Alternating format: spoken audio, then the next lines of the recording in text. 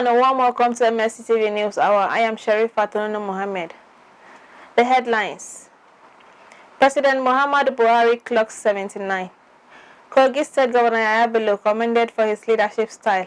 Vice President Yemi says that from now on there will be a more aggressive accountability audit of federal government agencies. He said the audit would help identify bureaucratic bottlenecks and remove them in a renewed effort to further improve the country's business environment and economy. Osinbajo's spokesperson Laolu Akande, in a statement Thursday in Abuja, said the Vice President made the unveiling at the event celebrating the 5th anniversary of the President's Enabling Business Environment Council. According to Osinbajo, this measure in turn will encourage more local and foreign investments and create more jobs and opportunities for Nigerians. He said that in some of the agencies, the bosses were committed to change, but in the future, the system either resisted or was simply not well designed to function properly. Osinbajo said that despite challenges in some areas, PBEC's reforms and efforts have been instrumental in improving Nigeria's business environment in recent years. Osinbajo said that since its inception, PBEC had achieved the implementation of more than 150 reforms and completed 6 National Action Plan (NAP). KOGI State Governor YAHAYA BELLO was again commended for his leadership style, which has proven to be the best way to build a new Nigeria. The commendation was given by the northern leaders of the South-East and South-South when they paid the governor a courtesy visit in Government House, Lokoja. The coordinator of the group, Sariki Danladi of Asaba, Umuahia in Abia State, said that if Nigeria should produce a leader like Governor YAHAYA BELLO as the next president, Nigerians will sleep with their 2 eyes closed. They seek his indulgence to intervene with the hope to reduce the high cost of moving goods and farm produce from the north to the other parts of the country. Our reporter has more. The northern leaders, number over 20, and southeast and south-south, including an Igbo chief, Eze Ali Desmond from Imo State, commended Governor Bello for making the state the safest in Nigeria. They also gave him kudos for managing the non-indigenous persons, especially the herdsmen who are residents in the state. They wish this could be replicated in all other states in Nigeria. The chairman of the group, who is also the Sarkin Hausa of Umuahia, Abia State, Yaro Danladi, said the visit was to appreciate the KOGI governor for his roles in nation building and development. He said the people are appreciative of the governor's role in ending recent North-South food crisis. He described Bello as a detribalized leader who is very passionate about the unity, peace, and development of the country. Of the right leadership orientation. Your Excellency, we salute your courage, founded on the philosophy of national unity, respect for constitution, rule of law, peace. Peace as fulcrum of progress. We acknowledge your demonstration of care for the innocent citizen and unwavering love for national liberty. We wish to seize this opportunity to urge your Excellency to keep up the good work and don't be distracted. As royal fathers of northern and residents in the south, we assure you of our best wishes, prayers at all times. And being a leader with an eye on the overall progress of this nation, we are hopeful that you will tackle our challenge of sundry heavy taxes northerners in the southern Nigeria are paying for movement of goods from the north to the south. Other monarchs says YAHAYA BELLO is a unifier whose nationalist qualities are needed at the helms of the leadership of the country, especially with the overwhelming challenges of insecurity, ethnic or regional agitations presently faced in Nigeria. Has been blessed with natural resources,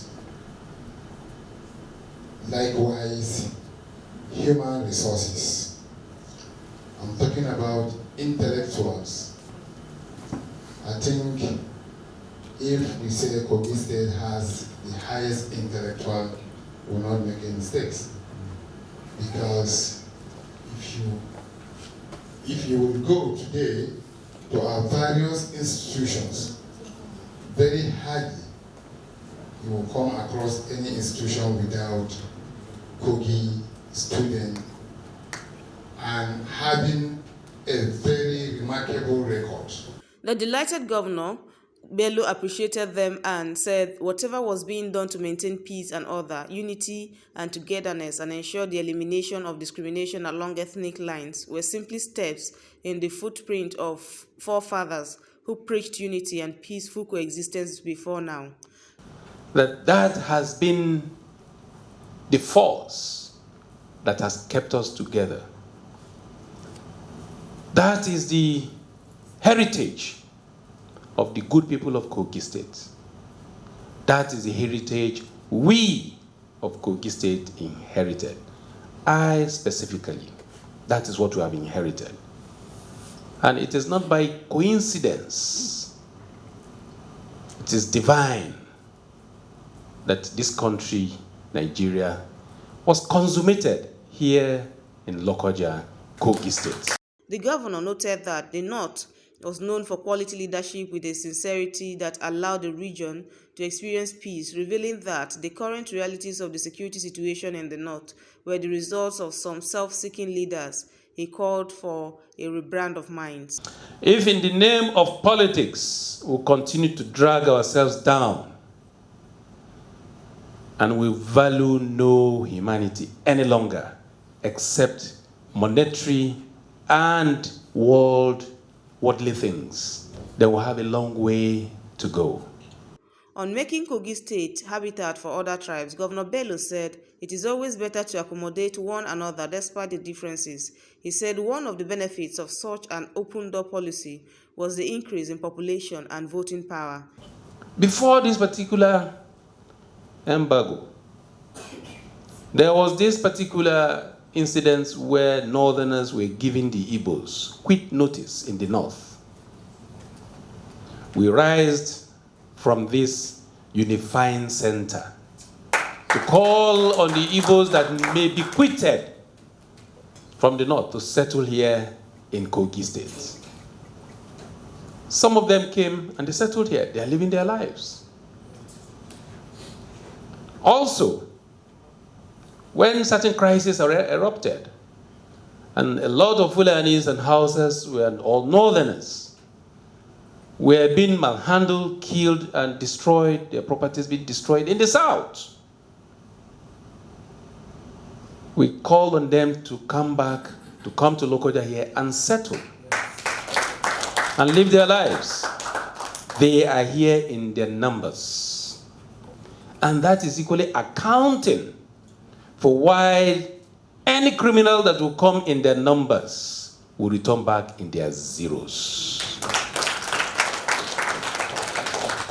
The visiting monarchs promised to support Governor Bello in his future political endeavors. Fatima Yakub reporting for MLC TV.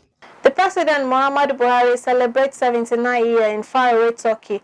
Meanwhile, congratulatory messages had been pouring in for the President. The President of the Senate, Ahmed Lawan, Speaker of the House of Representatives, Femi Bajabiamila, Deputy Speaker, Ahmed Wase, Minister of Labour and Employment, Chris Ngigi, Lagos State Governor Babajide Sanwo-Olu, and Governor Okowa of Delta State have hailed the President Muhammadu Buhari on his 79th birthday. Lawan acknowledged Buhari's purposeful leadership, vision, courage and steadfastness in the pursuit of the right cause and common good. Bajabiamila said the President has done great things for Nigeria since he came to power in 2015, noting that such a man should be celebrated by all well-meaning Nigerians on his birthday.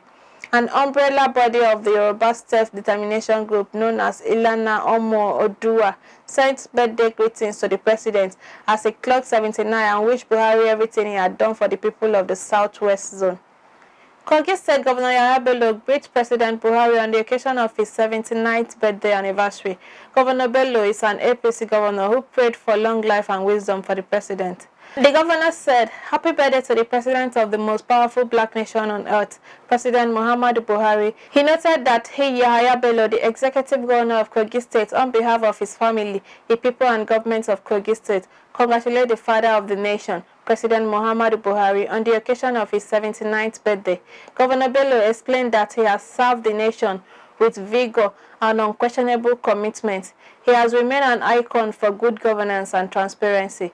He said, "Baba, we wish you more strength as you continue to do us proud. May you live long and continue to lead our nation with your mercurial personality. The Committee of Pro-Chancellors of State-Owned Universities in Nigeria, (CAPSUN), has faltered the threat of a strike by the Academic Staff Union of Universities, (ASU).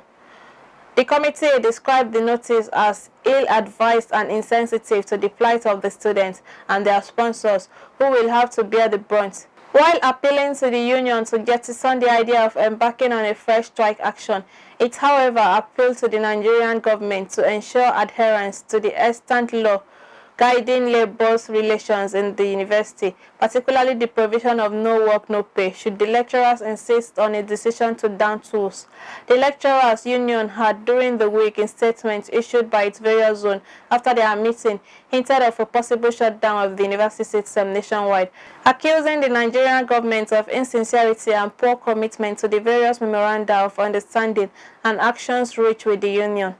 The strike threat was coming a few days after the Nigerian government confirmed the payment of 55.5 billion naira to the federal government-owned universities as part of revitalization funds and the end academic allowances on the institutions. But also described the payment as a paltry sum compared to what it said it owned the university system, even as it demanded the replacement of the integrated personnel and payroll information system with its own university transparency and accountability solution for the payment of university workers' salaries. The National Youth Service Corps (NYSC) in Plateau has extended the service of 13 corps members for absenteeism. The corps also said it had remobilized 3 other corps members to another state to escape during their year of service. NYSC Plateau Coordinator Caroline Embu announced this in Jos as the 2020 Scheme Lot Beach Team 2 award ceremony. Embu, represented by Olaruwaju Yusuf, a deputy director of the NYSC, said the 13 members of the corps would have their year of service extended to various terms, ranging from 2 weeks to 6 months for absenteeism. He said the other 3 remobilized corps members will receive half of the escape allowance from their respective primary assignment sites. The state coordinator praised the Fire Corps members for having an impact on host communities. She urged them to be good ambassadors for the NYSC even when they had completed their service. He also urged them to make use of the skills learned in the Business Development and Skill Acquisitions Program, SAID, to become self-reliant and employers of labor. A major air mishap was averted recently as a Max Air jet, which landed on runway 18L of the Lagos airport, also rammed into a malfunctioning car that was being tested on the runway. It was revealed that the Federal Airport Authority of Nigerian Civil Department van had developed a fault, and officials were forced to invite an auto technician from outside the airport to fix it. Findings revealed that after fixing the vehicle, the auto technician decided to carry out a test drive on the runway, but the fan officials who were meant to stay with him while he was fixing the car were said to be nowhere to be found. It was learned that the auto technician had called the fan officials who invited him to the airport, but there was no response. He consequently decided to test drive the vehicle and headed straight on the runway 18L. The official said Mr. Opeyemi Sonyobu was apprehended on our airside because of an incursion into the runway. Unfortunately, he shouldn't have, because all our drivers received training in airside driving, so it was negligence on the part of our colleagues to have left someone that has no business on the airside at all. Atahiru Jega, chairman of the Independent National Electoral Commission, has lamented the state of insecurity in Nigeria. Jega warned the 2023 general elections may not hold if the current insecurity is not tackled immediately. He issued the warning at an event in honor of the late former governor of Oyo State, Abiola Ajimobi, in Ibadan. The former INEC boss said insecurity poses a serious threat to the conduct of the 2023 general elections. He maintained that adequate security was key to an acceptable election outcome.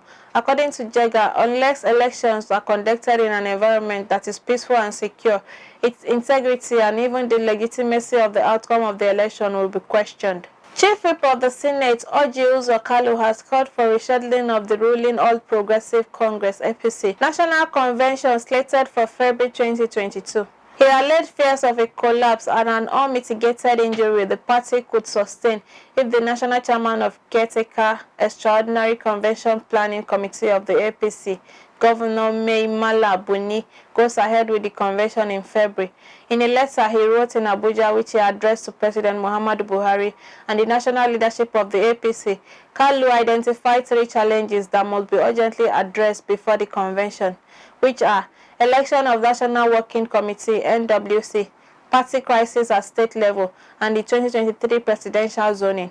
To this, he suggested that the 2023 presidential primary of APC and election of National Working Committee should hold the same time with the presidential primary election. Kalu, in the letter titled Urgent Appeal for Postponement of APC National Convention, warned that holding the convention in February without resolving pockets of the agreements that emanated from the congresses of the party may lead to implosion. A group, not Central Political Working Group, has warned the ruling All Progressive Congress to perish the thought of winning the zone if it goes ahead to select its next chairman from the zone. The group, which arose from a meeting on Monday, claimed that the North Central turn to aspire for the presidency was long overdue. It demanded that APC should not foreclose its chances to do so by ceding its chairmanship to the zone under any guise.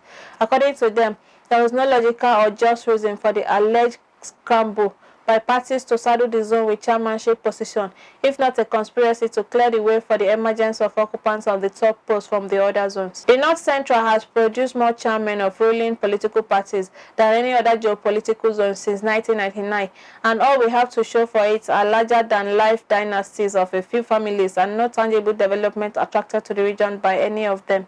The group warned that APC and prominent members from the North Central not to join the opposition, promising to disgrace every party that shows by its action that it considered the North Central unfit to occupy the presidency in 2023. The group said a party chairman has no real say or role in governance and can only ask for favors that are personal and limited. The group said given the power equations in the country since 1999, North Central politicians aspiring to be the national chairman of the political party are hungry. They are the only geopolitical zone that has not produced a democratically elected president or vice president of Nigeria since independence in 1960. At least the Southeast has the consolation of having had Sir Alex Ekweme voted vice president in 1979 and again in 1983. It is now time for them to contest for it without having the excess baggage of an APC chairmanship held by somebody from their zone undermining their moral authority. 6 months after the demise of the Olodufian of Idofian, Oba Zubairu Oyesoro in Ifelodu local government area of Kwara State, who ruled the community for about 55 years, the head of Mofoluku Royal House in the town, Prince Adebayo Okeowo, has dragged the Kwara State government and the community's kingmakers to court. Okeowo is challenging the Kwara State government and the community's kingmaker before Justice Hamid Gegele of the Kwara State High Court sitting in Ilori, claiming that the process by which the successor of the late Oba Oyesoro was chosen was faulty and wrong. Okeowo, in the suit filed by Barrister Mohammed Adeniyi on behalf of the Mafoluku Royal House, Idofian, said the decision of the kingmakers, Ifelodu local government and the Kwara State government not to consider the candidate from Mafoluku Royal House in the selection process was wrong. Joining the suit as co-defendants are Chief Abdulrahim Odofin, head of Idofian kingmakers, and Olodufian in council, Ifelodu local government traditional council headed by the Ilesa of Igbaja. Oba Abdulrahim Aripo, chairman of Ifelodu local government, Prince Jamiu Adedamola, Olodufian elect and Kwara State Governor, Abdurrahman Abdulrazak.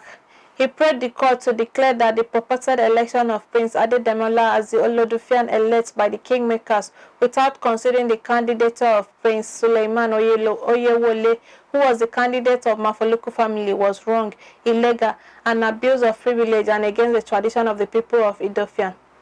Operatives of the National Drug Law Enforcement Agency have intercepted 64,000 pump-action gun cartridge and a new pump-action gun at a store located at Success Line Marine Modern Market, Onitsha, Akwa North local government area of Anambra State. The operatives also arrested an arms dealer, 34-year-old Donatu Onyemechi Igwebudu. This followed credible intelligence on drugs and arms deal in the location. Director Media and Advocacy, NDLA Headquarters, Abuja, Femi Babafemi, disclosed this on Friday. According to him, backed by soldiers from the military, NDLA operatives stormed the store on Wednesday, 15 December 2021, and moved the arm and ammunition to the agency office in Akwa. In another development, he said NDLA operatives on patrol along Okene-Lokoja Expressway in Kogi State intercepted 34 children between the ages of 8 and 14 being trafficked from Ijebu-Ode, Ogun State to Abuja, the Federal Capital Territory. You are still watching MLC TV. We take a short break. The news continues shortly.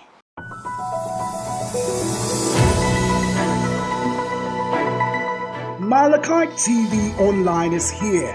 For your timely and reliable news that reaches you fast with the breaking news, choose MLC TV. Get human interest stories right here on MLC TV. With entertainment, sports, business, culture, tourism, and fashion news stories all featured on MLC TV. Not forgetting political and current affairs news, state and federal government and people's matters will be discussed regularly on MLC TV. MLC TV, your one-stop online destination for unbiased, accurate news, entrepreneur ideas, and youth matters to the rest of the world. MLC TV, reaching everywhere, informing everyone.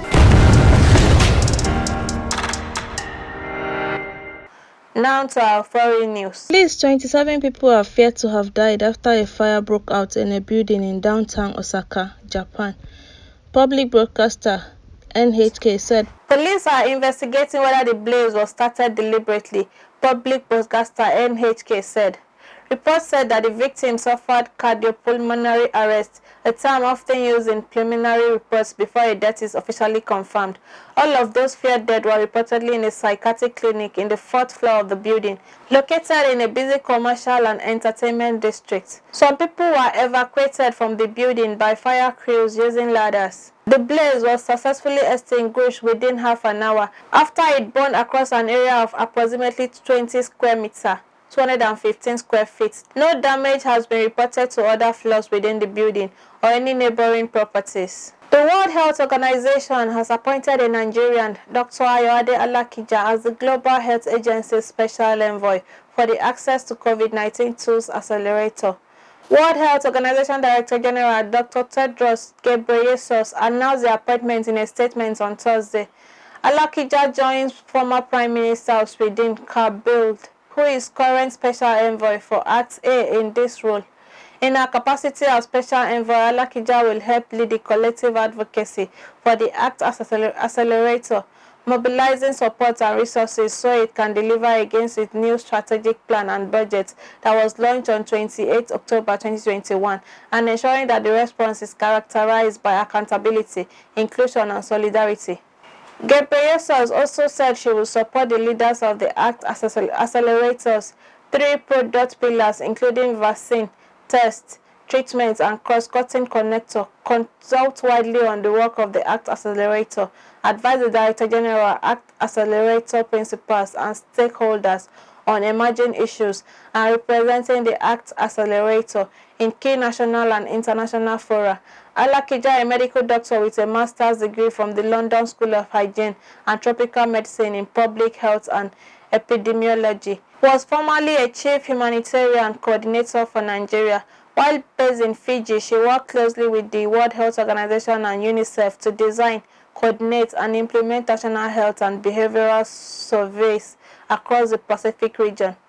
Australians are mourning a horrific national tragedy after 5 children were killed in a bouncy castle accident. Prime Minister Scott Morrison has said the children fell about 10 meters 32 feet after a wind blew the castle skywards at a Tasmania school fair on Thursday.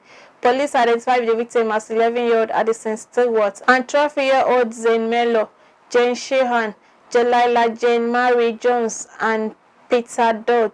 3 other children remain in a critical condition on Friday.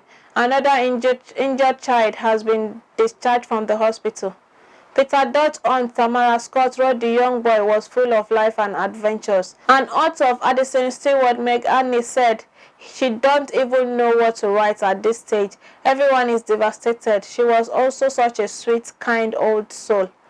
Zane Mello was described by a family friend as a gorgeous boy and a beautiful, caring, gentle soul. Morrison called it a terrible tragedy and said, as a parent, there are no words. The accident at Hillcrest Primary School has shattered Devonport, a city of fewer than 30,000 people. It's still unclear how the incident unfolded on a mostly calm and sunny Sunday. Police said they would investigate whether the bouncy castle was tethered to the ground. About 40 students from grade 5 and 6 had been taking part in the school fun day. Teachers and other adults rushed to administer first aid before paramedics arrived. Other pupils nearby were shepherded away. Now on our sport news.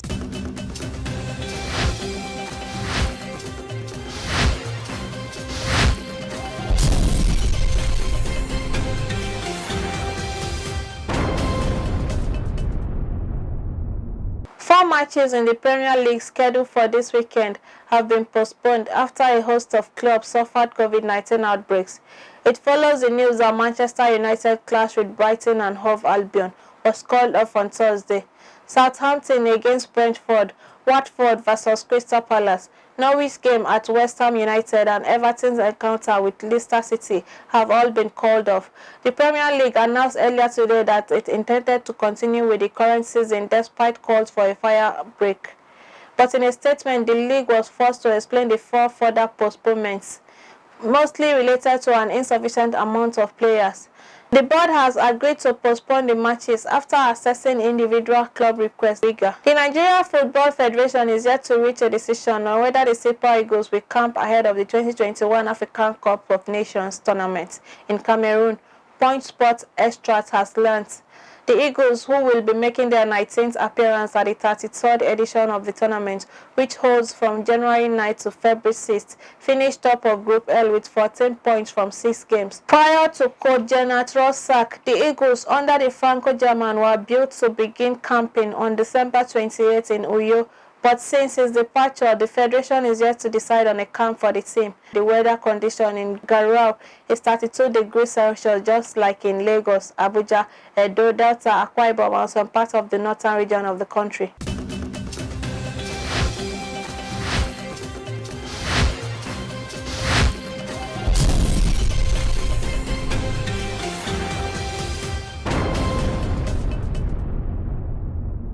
Over to Matthias Ayodeji Peters for our entertainment news.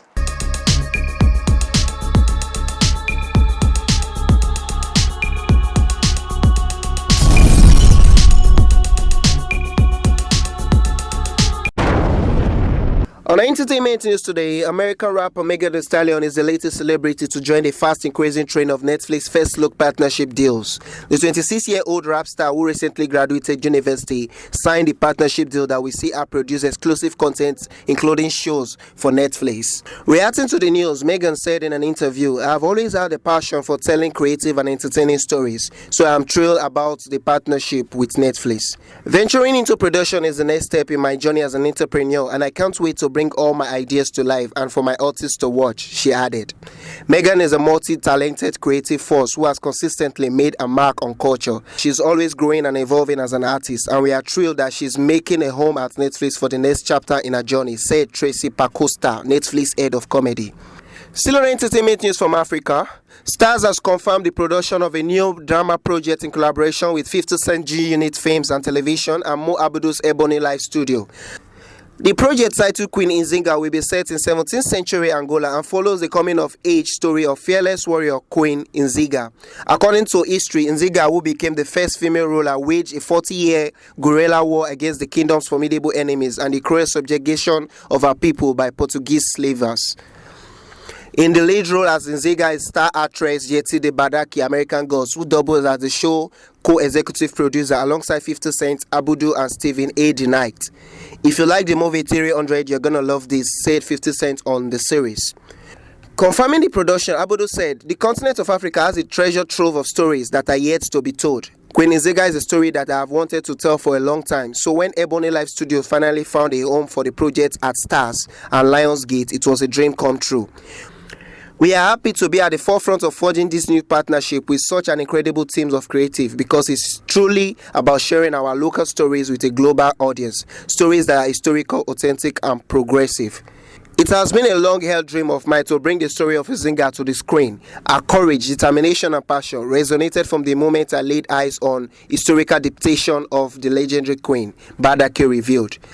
I am thrilled by Star's continued commitment to much-needed stories about and by historically excluded voices and the deeply talented team being built to share this epic narrative with the world. Abudu's latest international deal comes in the wake of multiple signed this year, including the recently announced BBC and Ebony Life partnership. And that is all on entertainment news today. My name is Matthias Ayodeji Peter, reporting for MLC TV. Back to our caster for more stories.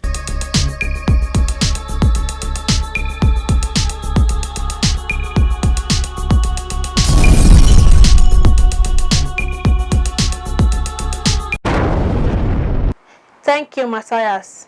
A Mexican actor was shot dead outside a sporting complex where she had gone to pick up her son earlier this week. Tania Mendoza was outside a sporting complex in the city of Cuernavaca with other parents when two armed men arrived on a motorbike. One of them shot her multiple times before escaping with his accomplice. Mendoza, who was 42, rose to fame in 2005 after a lead role in the film La Mera Reina del Sol. She had also appeared in a number of soap operas, but in recent years was dedicated to her career as a singer and recorded 5 albums. In 2010, she was kidnapped with her husband and son, who was 6 months old, from the couple's car wash business. Since then, she had reported to the Morelos State Attorney General's office several death threats.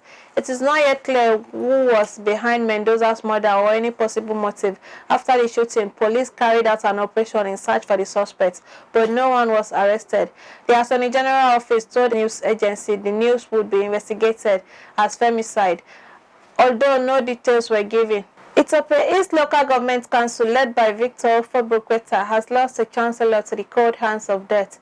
He died a week after he was allegedly shot by gunmen suspected to be killer Fulani herdsmen along the Eku-Abraka Road in Ethiopia East Local Government area of Delta State. It was learned that the councillor, Ochuko Jude Ajeprovo, died in a hospital where he was receiving medical treatment in Warri. The deceased represented the people of Ward 17 of Inland. He was allegedly shot by gunmen on his way back from a function. Tears flowed as the remains of late Pastor Esther Kolowole was buried in Kababunu Local Government Area, Kogi State, following the service of songs observed in Lokoja. Governor Yahaya Bello, First Lady Rashida Bello, National and State Assembly members, commissioners, other top government functionaries, party stalwarts, friends, and sympathizers within and outside Kogi State were all in attendance to bid her farewell. The husband of the late Esther, who is the Speaker of the State House of Assembly, Matthew Kolawole, and children could only but seek God comfort and consolation as they mourn and cry that the death of a mother and wife has left a vacuum difficult to fill. Our reporter, Faith Abdulgafar, has more. For if we believe that Jesus died and rose again, even so God will bring with him those who sleep in Jesus.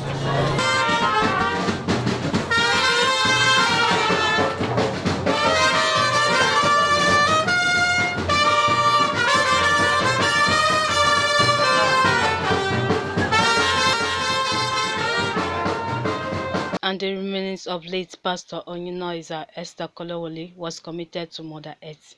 Dignitaries including Governor Yahaya Bello, First Lady Rashida Bello, National and State Assemblies members from Kogi and beyond. Other top functionaries of government, leaders and sympathizers converged at the Christ Apostolic Church, Kaba, and on the premises of St. Joseph's Primary and Secondary School, where an outing and Thanksgiving service preceding her interment was held.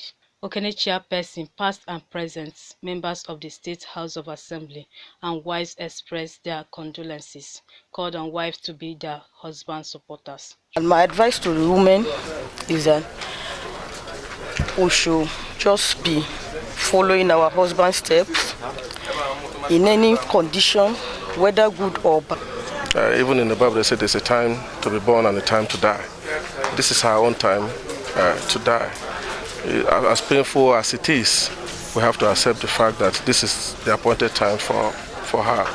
So I urge him to be strong so that he can be healthy to take care of those that she has left behind. Testimonies we've been hearing for the past few days have been testimonies that some of us wish that when we go, people will say about us.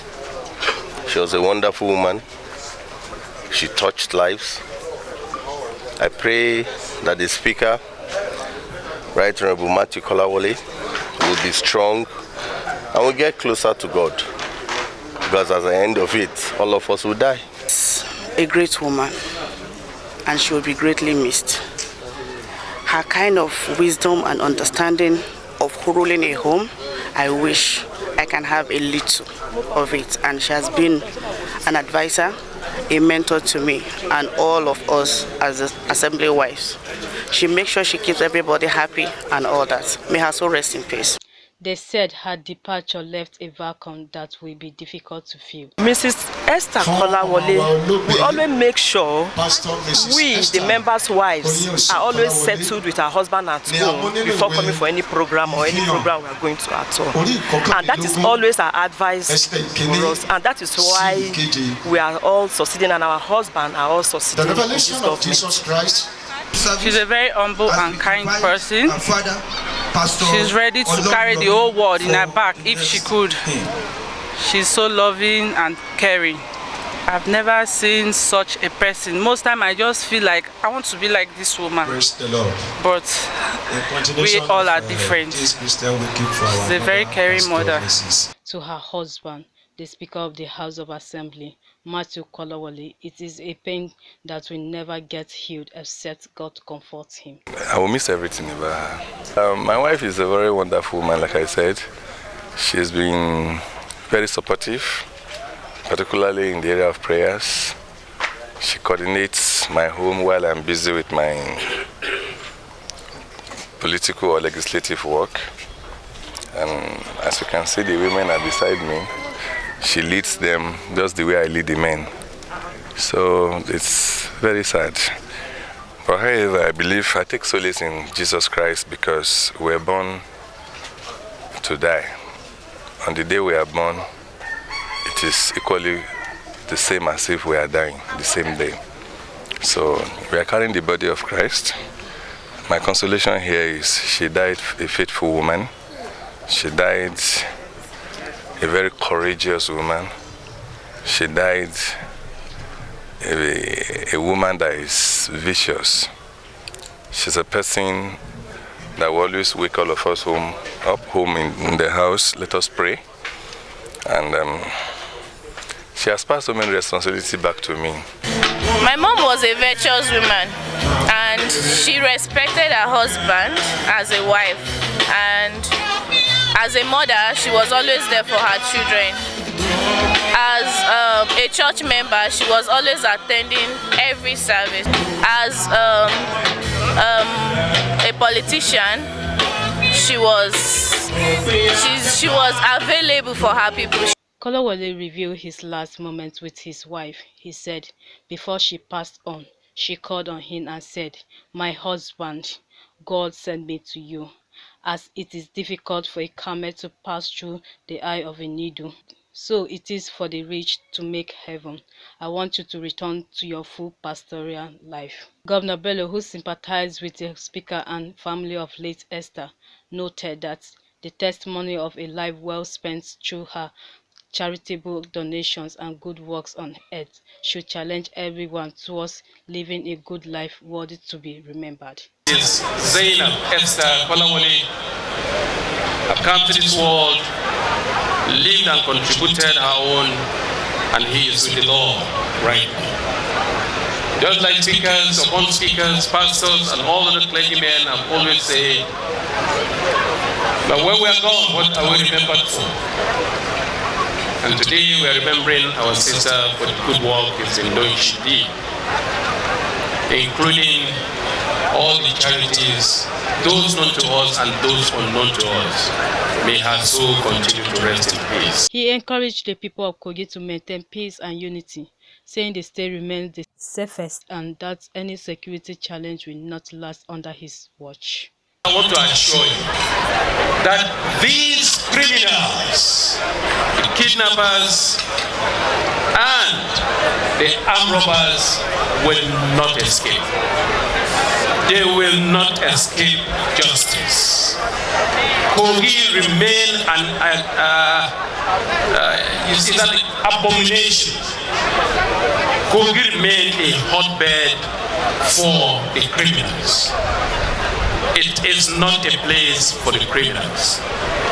I sincerely appreciate all the locals, or local vigilante, the hunters, the law enforcement agencies from the Army, the Navy, or Nigerian Police, the Department of State Services, the Civil Defense, and all other well-spiritual individuals who contributed so far in ensuring that more harms are not caused by these infidels.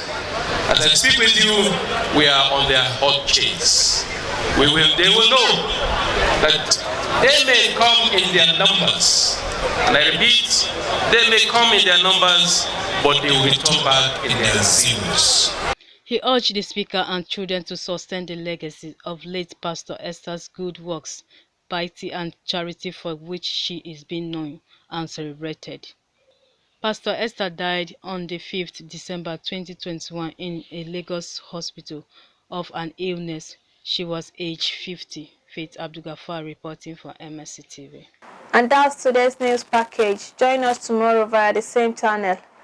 For sponsorship and advert placement, call the numbers displayed on your screen.